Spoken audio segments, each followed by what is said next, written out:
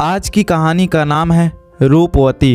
यह कहानी हरियाणा के गांव सोनपुर की है, जहां पर लगभग 200 परिवार निवास करते थे।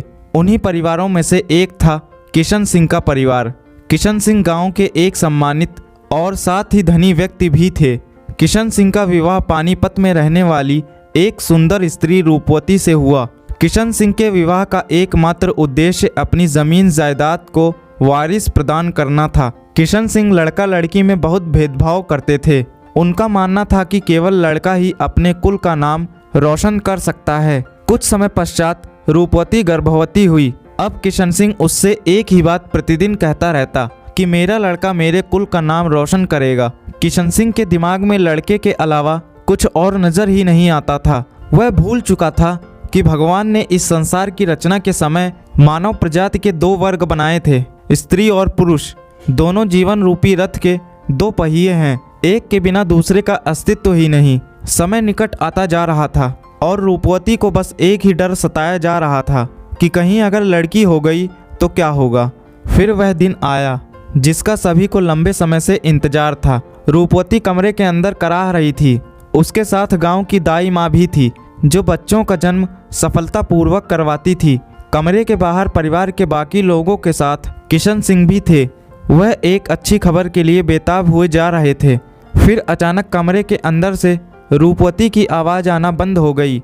बाहर सभी लोग चिंतित महसूस करने लगे, लेकिन फिर थोड़ी देर बाद एक बच्चे के रोने की आवाज़ आई, जिसे सुनकर सभी की जान में जान आई। एकाएक कमरे का दरवाज़ा खुला। दाई माँ बाहर आई। उनकी आंखें झुकी हुई थी और चेहरा थोड़ा उदास था। शायद वो सच जानती थी जिसके बारे में रूपवती पूरी तरह से अनभिज्ञ थी।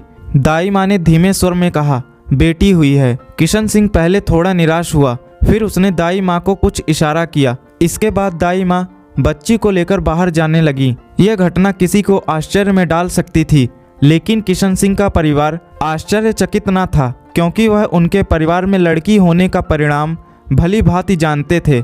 दाई माँ कुछ समय के बाद जब वापस लौटकर आई तो रूपवती ने पूछा कि बच्ची कहाँ है। दाई माँ ने कोई जवाब नहीं दिया, लेकिन जब रूपवती रोने लगी तब दाई माँ ने उसे समझाते हुए कहा कि यहाँ पर लड़की होना गुनाह है। यदि यहाँ पर लड़की पैदा होती है तो उसे पैदा होते ही मार दिया जाता है। यह सुनकर रूपवती बेहोश हो गई। रूपवती को अगले दिन होश आया, लेकिन तब तक सब कुछ खत्म हो चुका था। एक माँ जिसने 9 महीने अपने बच्चे के लिए इतनी पीड़ा सहन की, आज उसे वह मात्र 9 मिनट भी नहीं देख पाई। अगली बार रूपवती को फिर एक बार लड़की हुई और इसके साथ भी वही हाल हुआ जो पहली लड़की के साथ हुआ था। वह कभी कभी भगवान से पूछती कि मैंने ऐसा क्या गुनाह किया है जो तुम मेरे साथ ऐसा अन्याय कर रहे हो। रूपवती तीसरी बार गर्भवती हुई। इस बार उसे फिर से लड़की हुई, लेकिन वह इस लड़की को मरता हुआ नहीं देखना चाहती थी। उसने दाई माँ से इसका पालन पोषण करने को कहा, साथ ही उन्हें विश्वास दिलाया कि इसके पालन पोषण में जितना भी खर्चा आएगा मैं तुम्हें उसका 2 गुना खर्च दूंगी। आखिरकार दाई माँ ने उस बच्ची की जान बचा ली और उसे अपने साथ अपने घर ले गई। 3 लगातार लड़कियों के बाद रूपवती को 2 जुड़वा लड़के हुए, जिन्हें देखकर किशन सिंह खुश हो गया। वह रूपवती के लिए लाखों रुपए के आभूषण ले आया। किशन सिंह ने बेटों की खुशी में पूरे गांव में जुलूस निकलवाया, मिठाइयाँ बंटवाई, नाच गाना कराया। समय अपनी रफ्तार में बहा चला जा रहा था। पता भी नहीं चला कि कब किशन सिंह के दोनों बेटे भी शादी के लायक हो गए। लेकिन किशन सिंह के दोनों बेटों की परिवार में बिल्कुल रुचि नहीं थी। एक बेटा शराब और नशे में अपना पूरा दिन बिताता था, तो दूसरा उन्हें छोड़कर दिल्ली चला गया था। किशन सिंह की उम्र भी ढलती जा रही थी। उसने सोचा कि क्यों न जल्द ही दोनों बेटों का विवाह करके जमीन जायदाद को दोनों में बांट दिया जाए। किशन सिंह ने अपने दोनों बेटों का विवाह बड़े ही धूमधाम से कराया और विवाह के बाद ही सारी जमीन जायदाद को दोनों में बांट दिया। किशन की बेटी, जिसका कि उन्हें पता भी नहीं था, वह भी अब बड़ी हो चुकी थी। उसकी बेटी पढ़ने लिखने में होशियार होने के साथ साथ कुशल वक्ता भी थी। जमीन जायदाद का बंटवारा होते ही किशन सिंह के दोनों बेटे उसके नियंत्रण से बाहर हो गए। एक बेटा सारी जमीन जायदाद बेचकर दिल्ली में रहने लगा, तो दूसरा शराब और नशे के लिए अपनी संपत्ति को बेचे जा रहा था। किशन सिंह यह सब देखकर बहुत निराश होते और उनको समझाया करते, लेकिन परिणाम स्वरूप उन बेटों ने उसे घर से ही निकाल दिया। अब किशन सिंह और रूपवती बुढ़ापे की इस अवस्था में सड़क पर थे। उन्हें पता था कि उन्हें अपनी आगे की जिंदगी अब अनाथालय में ही गुजारनी होगी। उधर रूपवती की लड़की, जिसको दाई माँ पाल रही थी, अपनी व्यवहारिक कुशलता और संगठन नेतृत्व के बल पर राजनीति में प्रवेश कर चुकी थी। वह उमा भारती और सुषमा स्वराज को अपना मार्गदर्शक मानती थी।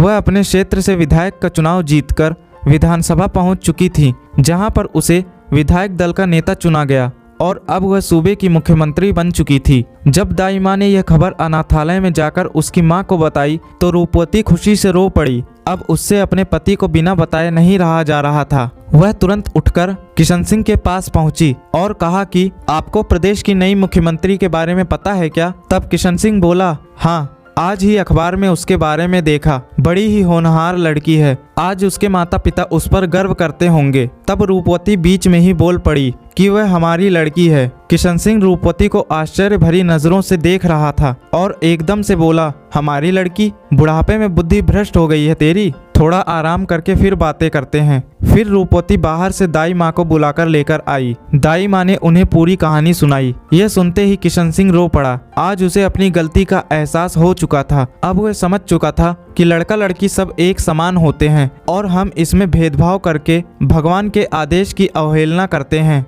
दाई माँ ने किशन सिंह से कहा कि मैं आज ही बेटी को आपके बारे में बता दूंगी। तब किशन सिंह रोया और रोते हुए कहा कि नहीं दाई माँ, आप ऐसा बिल्कुल नहीं करेंगी। आखिर ये हमारे बारे में जानकर क्या करेगी? अगर उसे पता चला कि उसका बाप ही उसे मारना चाहता था तो वह मुझे कभी माफ नहीं करेगी। मैं अपने बेटों से तो बिछड़ गया हूँ, लेकिन अब अपनी बेटी से नहीं बिछड़ना चाहता। बस आप उसे कुछ भी करके एक बार अनाथालय ले आना, जिससे हम मरने से पहले उसकी शक्ल देख सके। इतना कहकर रूपवती और किशन सिंह दोनों रोने लगे। रूपवती की लड़की, जो कि अपनी दाई माँ को अपनी माँ समझती थी, उनकी किसी भी बात को इनकार नहीं करती थी। दाई माँ ने अपनी बेटी से उसके साथ अनाथालय चलने को कहा तो उसने अपनी माँ की बात नहीं टाली और उनके साथ अनाथालय पहुंची। सभी लोग प्रदेश की मुख्यमंत्री को अपने अनाथालय में देखकर खुश थे तो किशन सिंह और रूपवती अपनी बेटी को देखकर खुश थे। दोनों ने पहली बार अपनी बेटी को देखा था, वो भी इतने करीब से। अन्य सभी लोग खुश दिखाई दे रहे थे, किंतु किशन सिंह और रूपवती बहुत ही भावुक लग रहे थे। उनकी लड़की सभी को वस्त्र